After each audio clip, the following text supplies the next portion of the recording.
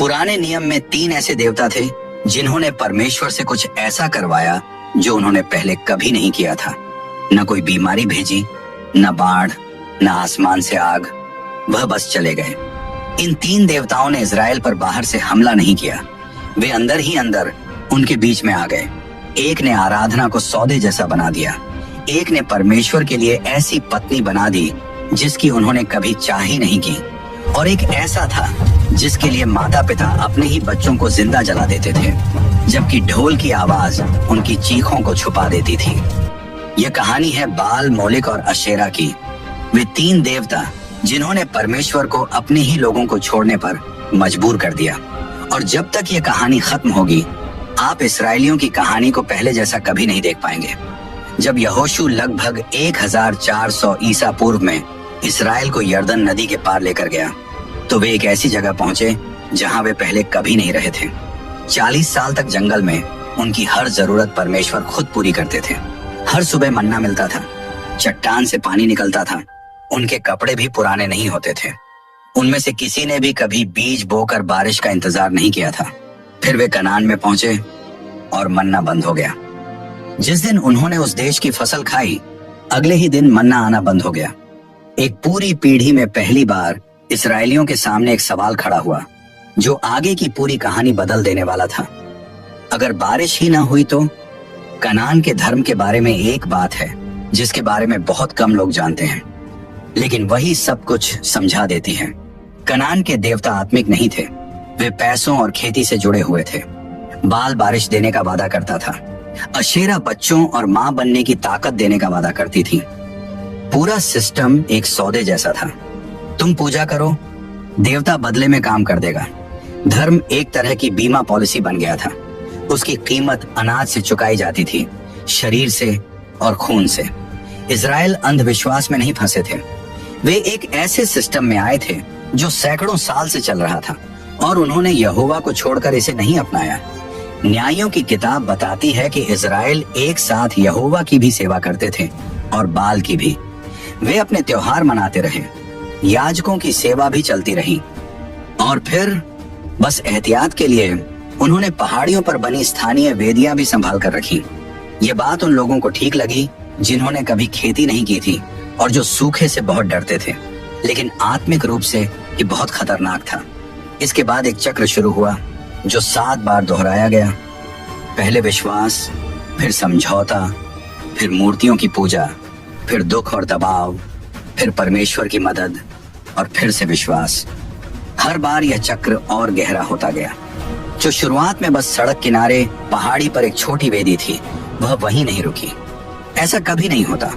वह धीरे धीरे अंदर बढ़ती गई, पीढ़ी दर पीढ़ी, और एक दिन वह खुद मंदिर के अंदर तक पहुंच गई। पहला देवता वही है जिसका नाम बाइबल में किसी भी दूसरे विदेशी देवता से ज्यादा बार आता है, 90 से भी ज्यादा बार। उसके नाम का मतलब बस इतना है, मालिक या स्वामी। और पुराने समय के कनान में यह नाम तूफान के देवता के लिए इस्तेमाल होता था। बाल, खासकर बाल हदद, उसे बादलों पर सवार कहा जाता था, बिजली को चलाने वाला। वह देवता जो आसमान खोल देता था और बारिश भेजता था, जिससे सब कुछ उगता था। एक ऐसी दुनिया में जहां लोग खेती पर निर्भर थे, और अगर एक मौसम भी बारिश न हो तो लोग भूखे मर सकते थे। बाल कोई सिर्फ पूजा की बात नहीं था, वह जीने का सहारा माना जाता था। बाल की पूजा करना मतलब था, अगर तुम सही तरीके से पूजा करो, सही जगहों पर वेदियां बनाए रखो, तो बारिश आएगी, फसल उगेगी, तुम्हारा परिवार खाना खा पाएगा। सदियों तक यह सब आम लोगों के बीच चलता रहा। छोटी छोटी वेदियां, स्थानीय पुजारी, पहाड़ियों पर बने पूजा के स्थान जो पूरे देश में फैले हुए थे। यह गलत था, लेकिन चलता ही रहा। भविष्यवक्ता बार बार इसके खिलाफ बोलते रहे, लेकिन फिर 874 ईसा पूर्व में कुछ ऐसा हुआ जिसने सब बदल दिया। इजराइल के राजा अहाब ने सिदोन के राजा की बेटी जेजेबेल से शादी कर ली। यह सिर्फ एक राजनीतिक शादी नहीं थी जिसमें बाद में धर्म की बात जुड़ गई हो। यह तो एक धार्मिक बदलाव था जिसके लिए शादी को बस एक रास्ता बनाया गया। जेजेबेल चुपचाप अपनी निजी पूजा करने वाली रानी बनकर नहीं आई थी, वह एक प्रचार करने वाली बनकर आई थी। वह अपने साथ बाल के 450 भविष्यवक्ता लाई और अशेरा के 400 भविष्यवक्ता भी। इन सब का खर्च सीधे राजा के खजाने से चलता था। उसने राजधानी सामरिया में बाल के लिए एक बड़ा मंदिर बनवाया और यहोवा के भविष्यवक्ताओं को मरवाना शुरू कर दिया। इजराइल के इतिहास में पहली बार बाल की पूजा कोई छोटी लोक परंपरा नहीं रही जो बस गांवों या पहाड़ियों तक सीमित हो। अब यह सरकार की नीति बन चुकी थी। सरकारी पैसा, राजा की सुरक्षा और पूरा धार्मिक तंत्र उसके साथ था। हालात बस बदले नहीं थे, सब कुछ उल्टा हो गया था। इसी समय एक आदमी सामने आया, गिलाद के तिशबे का एक भविष्यवक्ता। उसके बारे में बाइबल लगभग कुछ नहीं बताती, न उसका परिवार, न उसकी पिछली कहानी, न कोई बड़ा पद, बस एक नाम एलियाह और एक ऐलान। जब तक वह न कहे इस्राएल में बारिश नहीं होगी। 3.5 साल बीत गए। एलियाह ने जिस सूखे की बात कही थी वह कोई छोटी परेशानी नहीं थी। यह पूरे देश को हिला देने वाला संकट था। फसलें खत्म हो गई थी, पशु मर रहे थे, नदियां और झरने सूख चुके थे और उस सूखे का हर दिन बाल के खिलाफ एक खुला सबूत था। वह बारिश का देवता जो बारिश ही नहीं ला सका, वह खुशहाली देने वाला देवता जिसने कुछ भी नहीं दिया। जब एलियाह ने आखिरकार करमेल पर्वत पर सामना करने के लिए बुलाया तो बात बहुत सीधी थी। 2 वेदियां, 2 बलिदान। जो परमेश्वर आग से जवाब देगा वही सच्चा परमेश्वर होगा। एक तरफ सिर्फ एक भविष्यवक्ता, दूसरी तरफ 450। इसके बाद जो हुआ वो कोई जादू का खेल नहीं था। ये सबके सामने एक झूठे देवता की सच्चाई खुलने जैसा था। बाल के भविष्यवक्ता सुबह से दोपहर तक चिल्लाते रहे। वे वेदी के चारों ओर कूदते रहे। उन्होंने तलवारों और भालों से खुद को काटा जब तक उनके हाथों से खून बहने न लगा। वे शाम तक पागलों की तरह चिल्लाते रहे, लेकिन आसमान बिल्कुल चुप रहा। फिर एलियाह ने यहोवा की टूटी हुई वेदी को ठीक किया। उसने 12 पत्थर रखे, इस्राएल की 12 जातियों के लिए, उस देश के लिए जो दूसरे देवताओं के पीछे भागकर टूट चुका था। उसने वेदी के चारों ओर एक गड्ढा खोदा, फिर बलिदान पर पानी डलवाया, इतना कि पानी बहकर नीचे गया और गड्ढा भर गया। फिर उसने एक प्रार्थना की, शांत, सीधी, छोटी, इब्रानी भाषा में सिर्फ 33 शब्द। तभी आसमान से आग गिरी। उसने बलिदान को जला दिया, लकड़ी को, पत्थरों को, धूल को और गड्ढे में भरे पानी को भी। लोग मुंह के बल जमीन पर गिर पड़े। बाल के 450 भविष्यवक्ताओं को पकड़ लिया गया और उसी शाम बारिश वापस आ गई। बाल की चुप्पी अब सबके सामने एक साफ जवाब बन चुकी थी। लेकिन इस कहानी को बाद में पढ़ते समय सबसे दुख की बात यह लगती है, सिर्फ एक पीढ़ी के अंदर ही बाल की पूजा फिर से इजराइल में वापस आ गई। वेदियां फिर से बना दी गई, पूजा के स्थान फिर से शुरू हो गए। पुराने सबूत बताते हैं कि करमेल की घटना के बाद भी लगभग 100 साल तक इजराइल में बाल की पूजा चलती रही। आसमान से कोई गरज नहीं आई जिसने इसे रोक दिया हो। कोई चमत्कार नहीं हुआ जिसने लोगों को हमेशा के लिए बदल दिया हो। बार बार इजराइल ने रिश्ते के बजाय सौदा चुना, परमेश्वर के साथ वाचा के बजाय बस सुरक्षा जैसा भरोसा। न दिखने वाले परमेश्वर के बजाय सामने दिखने वाली वेदी। बाल शोर वाला था, बाल सबके सामने था। उसकी पूजा खुले में, पहाड़ियों पर, आसमान के नीचे होती थी। दूसरा देवता अलग था, उसका नाम था अशेरा। उसने पहाड़ियों से हमला नहीं किया, वह चुपचाप घर के अंदर आ गई। अशेरा कनान की दुनिया में माँ देवी मानी जाती थी, बच्चे होने की देवी, औरत की ताकत की देवी, समुद्र की देवी और जीवन की देवी। जहाँ बाल तूफान और दिखावा था, वहीं अशेरा शांत थी, घर के अंदर रहने वाली। उसे लकड़ी के खंभों या खास तरह के पेड़ों से दिखाया जाता था जो वेदियों के पास लगाए जाते थे। घर के सामान पर उसकी तस्वीरें बनाई जाती थीं। छोटी मिट्टी की मूर्तियों के रूप में भी उसे रखा जाता था। पुरातत्व विदों को ऐसी हजारों मूर्तियां मिली हैं, सिर्फ कनानियों के घरों में नहीं बल्कि इजरायलियों के घरों में भी। उसकी तस्वीरें एक बहुत पुरानी और दिल से जुड़ी बात दिखाती थी। जीवन का पेड़, पालन करने वाली माँ, हर जीवित चीज की जड़। बाल खुले में पूजा जाता था, लेकिन अशेरा चुपचाप घर के अंदर आ गई और यही उसे ज्यादा खतरनाक बनाता था। यिर्मयाह की किताब में उसकी पूजा का एक दृश्य मिलता है जो इसलिए खास है क्योंकि वह बिल्कुल आम सा लगता है। अध्याय 7:18। बच्चे लकड़ियां इकट्ठा करते हैं, पिता आग जलाते हैं, औरतें आटा गूंद कर स्वर्ग की रानी के लिए रोटियां बनाती हैं। पूरा परिवार साथ में, बच्चे वैसे ही लकड़ी ला रहे हैं जैसे घर के किसी भी काम के लिए लाते हैं। पिता वैसे ही आग जला रहे हैं जैसे किसी भी सामान्य सुबह करते हैं। माएं रसोई में अपने हाथों से चढ़ावा तैयार कर रही हैं। ये कोई छुप कर किया जाने वाला काम नहीं था, न ही कुछ लोग अंधेरे में कर रहे थे। ये तो घर की पूजा थी जो परिवार की रोज की जिंदगी का हिस्सा बन गई थी। बच्चे इसे देखकर बड़े हो रहे थे। वे इसे सामान्य मानने लगे, इससे पहले कि वे सवाल करना सीखते। फिर बड़े होकर वही बात अपने बच्चों को सिखा देते थे, बिना दोबारा सोचे। जैसे हर पीढ़ी वही आगे बढ़ाती है जो उसने हमेशा से देखा और सीखा है। जब लोग पुराने इस्राएली घरों की खुदाई करते हैं तो उन्हें मिट्टी की छोटी छोटी मूर्तियां मिलती हैं। एक औरत की जो अपने सीने को पकड़े हुए दिखती है। लगभग पक्का माना जाता है कि ये मूर्तियां अशेरा की पूजा से जुड़ी थीं।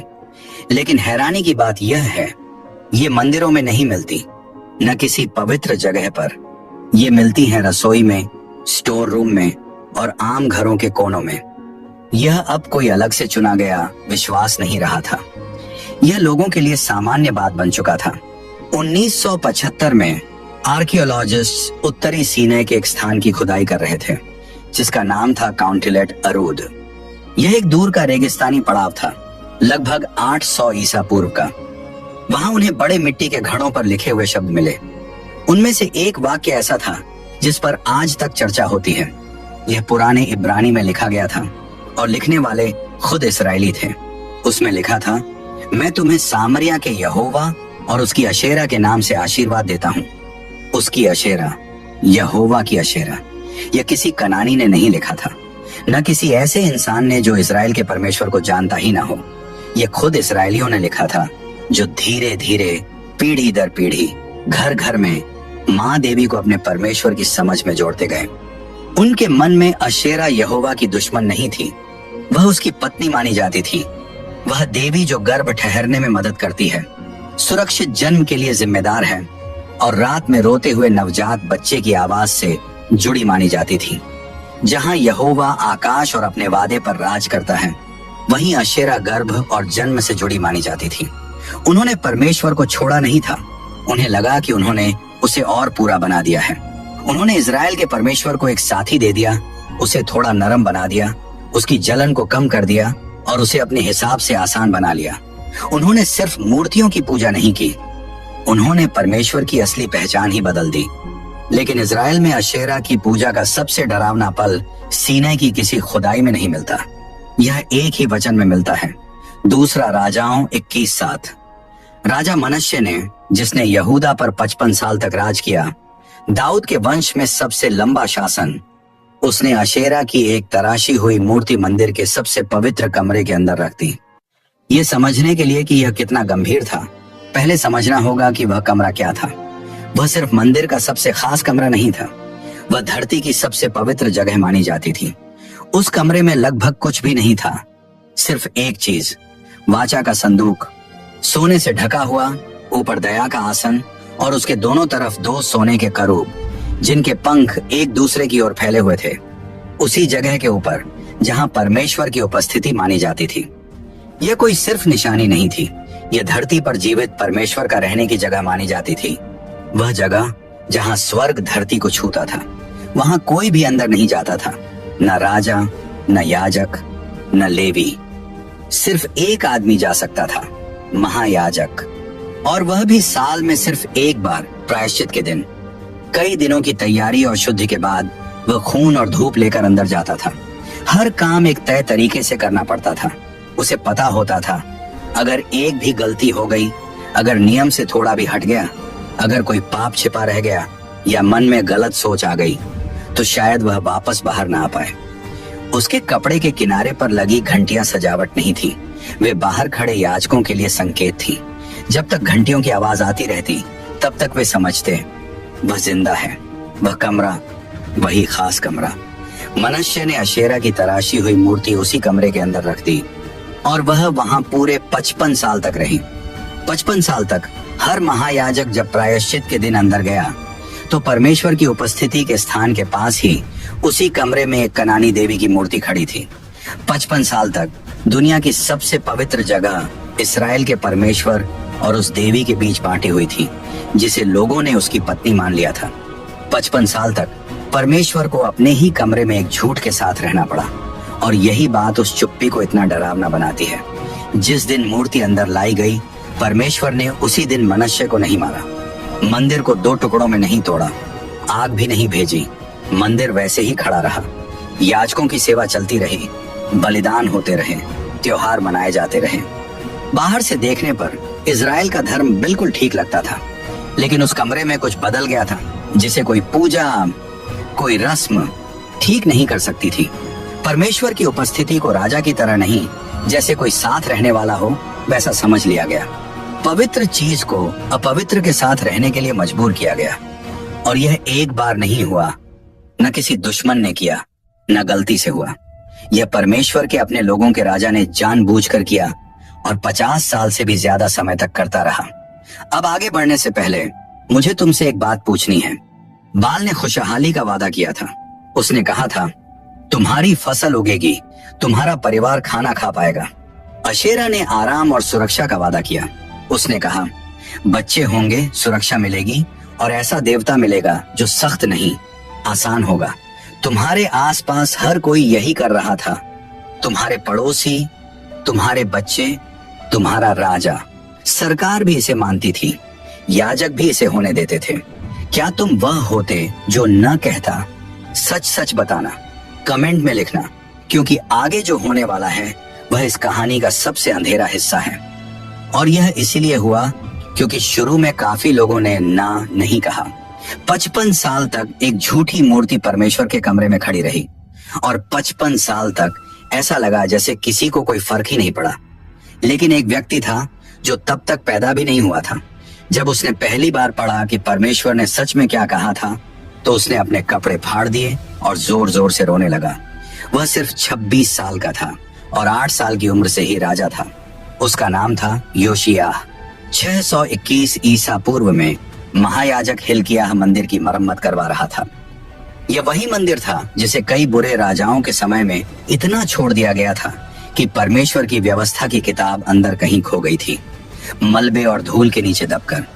जब हिल्किय्याह को वह ग्रंथ मिला और उसे युवा राजा के सामने पढ़ा गया, तो योशियाह तुरंत टूट गया। उसने अपने राजसी कपड़े फाड़ दिए। वह रोने लगा।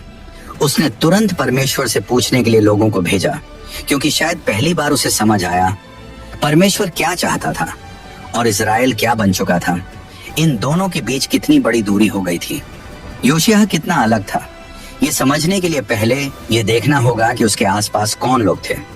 उसका दादा मनश्शे था, वही राजा जिसने सबसे पवित्र कमरे में मूर्ति रखी थी और जिसने इतना निर्दोष खून बहाया कि यरूशलेम एक छोर से दूसरे छोर तक भर गया।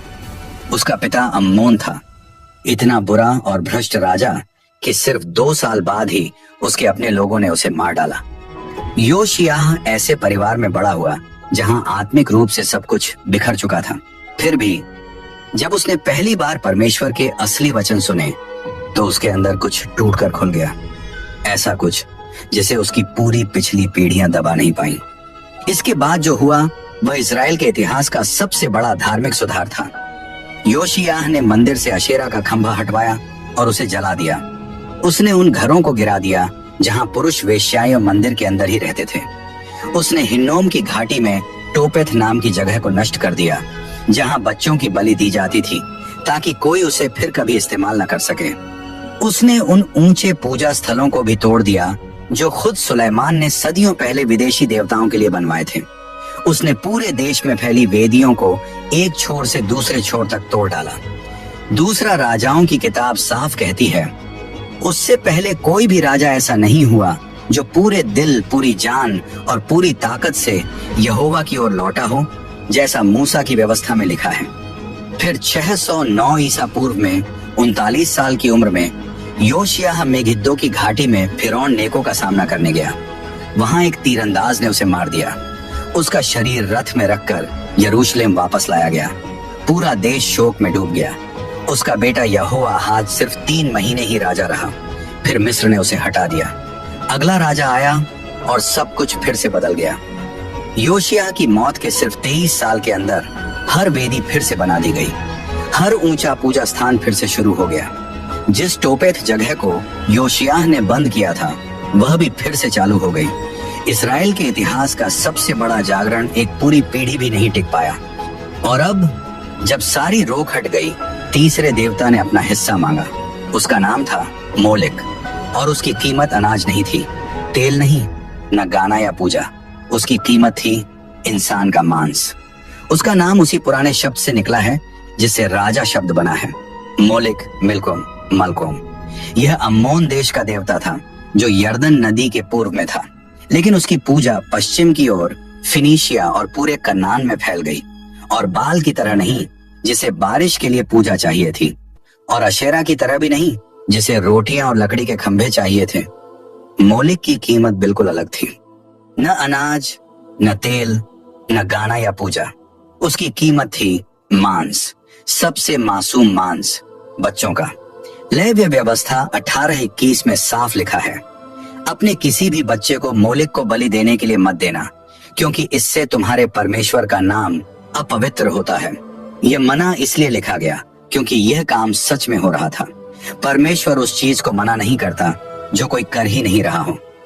पहला इस्राएली राजा जिसके बारे में लिखा है कि उसने मोलेक को बच्चे चढ़ाए, वह कोई विदेशी राजा नहीं था, न किसी दूसरे देश का शासक।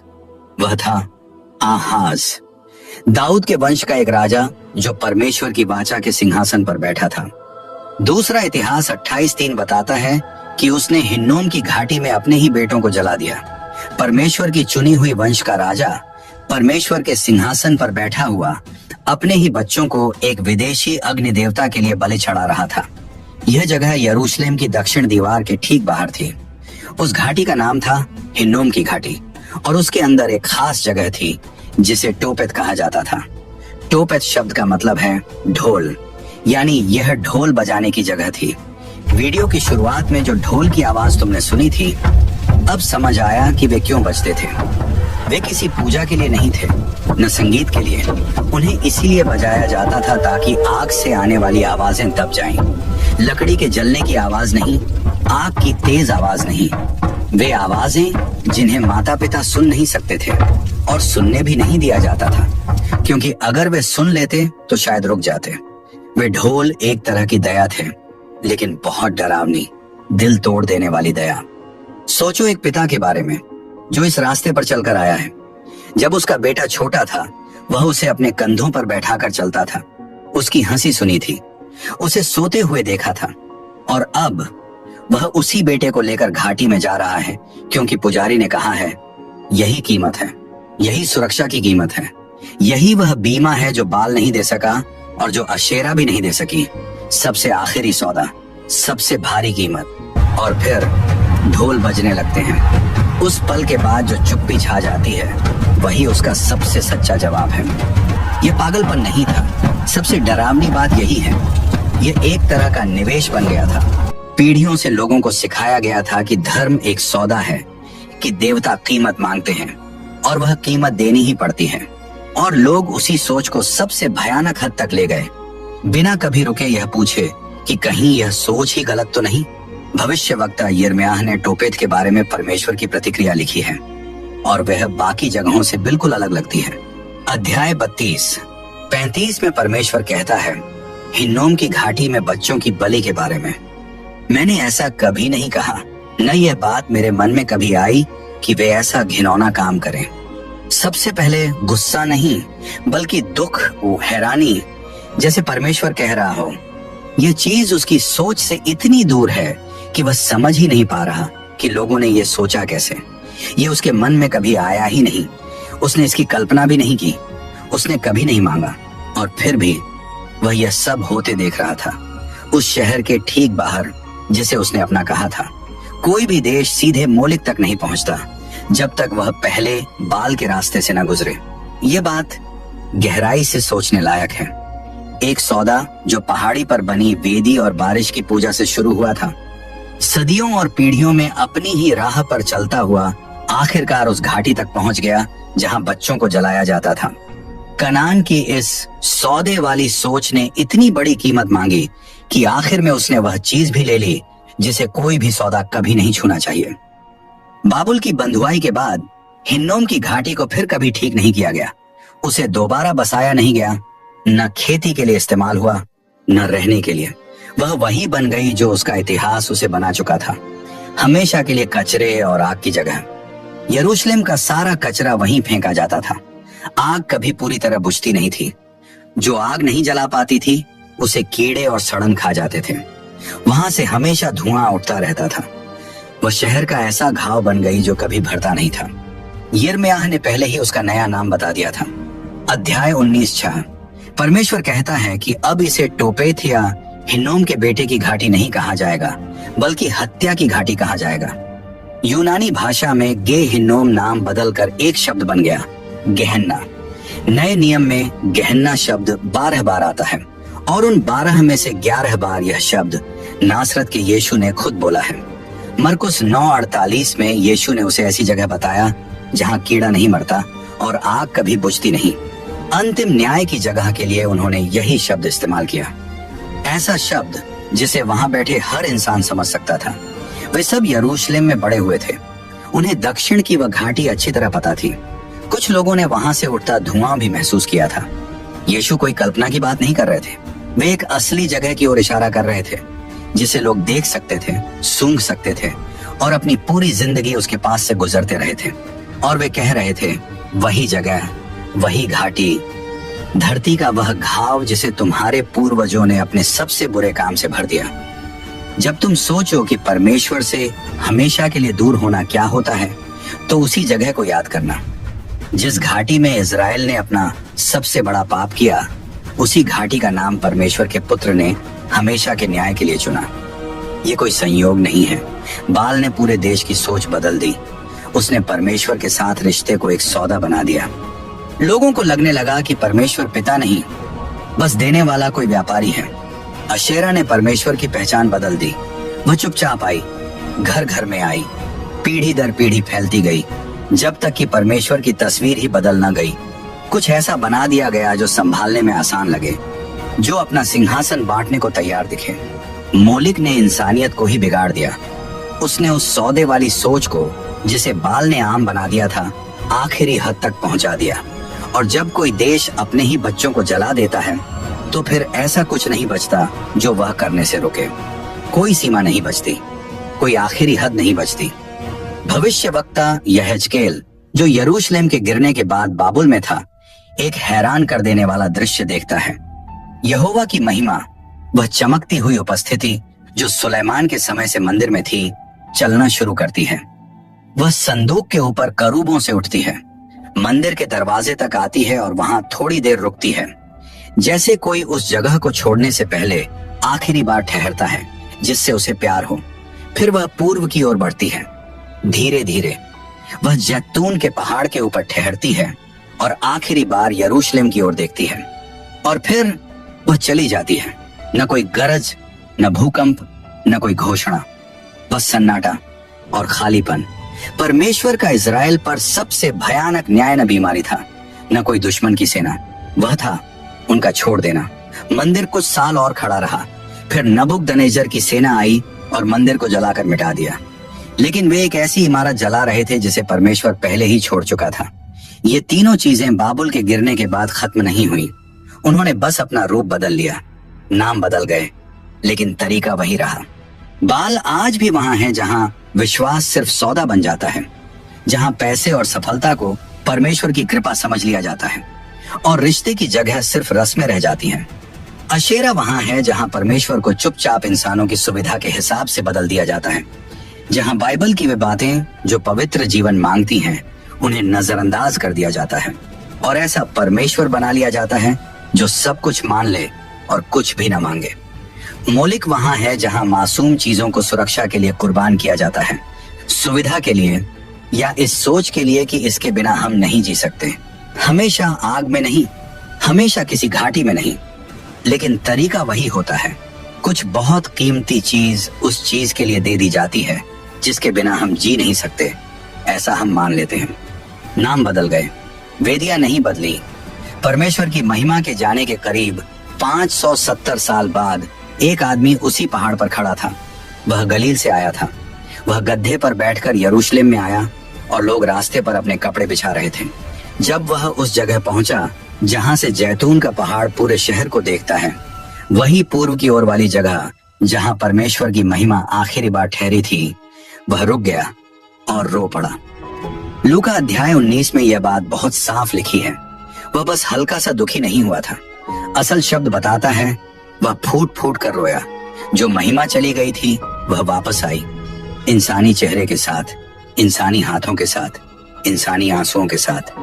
वह फिर उसी पहाड़ पर आई, उसी शहर को देखा और इस बार चुपचाप जाने के बजाय रो पड़ी। जो परमेश्वर कभी चला गया था वही वापस लौट आया। ढोल अब रुक चुके हैं, घाटी अब शांत है। इन तीनों में से बाल, अशेरा या मोलिक, तुम्हें क्या लगता है आज की जनरेशन के लिए सबसे बड़ा खतरा कौन है? कमेंट में जरूर लिखना। अगर इस वीडियो ने तुम्हारे दिल को छू लिया है तो चैनल को सब्सक्राइब जरूर करें। आगे और भी बहुत कुछ आने वाला है जो तुम मिस नहीं करना चाहोगे। देखने के लिए धन्यवाद। परमेश्वर आपको आशीष दे।